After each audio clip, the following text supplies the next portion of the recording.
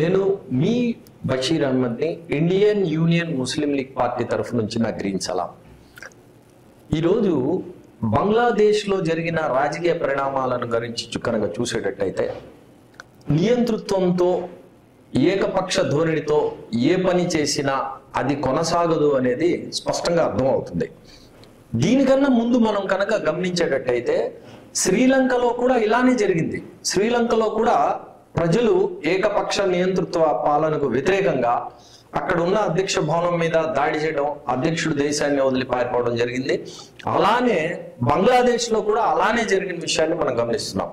దీన్ని బట్టి గుర్తుపెట్టుకోవాల్సిన అవసరం ఏంటంటే ఎన్డీఏ దేశద్రోహ ఆర్ఎస్ఎస్ బీజేపీకి సంబంధించిన ప్రభుత్వంలో ఉన్నవారు ఈ మోడీ కానివ్వండి, అలానే అమిత్ షా కానివ్వండి, నియంతృత్వంతో ఏకపక్ష ధోరణితో తమకు ఇష్టం వచ్చినట్టుగా చట్టాలు చేస్తున్నారు.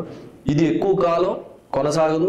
భారతదేశంలో కూడా శ్రీలంక లేక బంగ్లాదేశ్లో లాంటి పరిస్థితి వచ్చే అవకాశం కనపడుతుంది.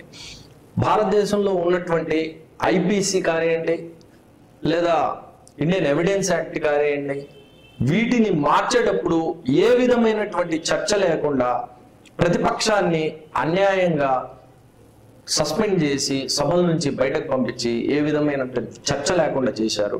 అలానే ప్రవేశపెడుతున్న ప్రతి బిల్లు మీద చర్చ లేకుండా దానికి సంబంధించిన వ్యక్తులతో మాట్లాడకుండా నియంతృత్వంతో చేస్తున్నారు.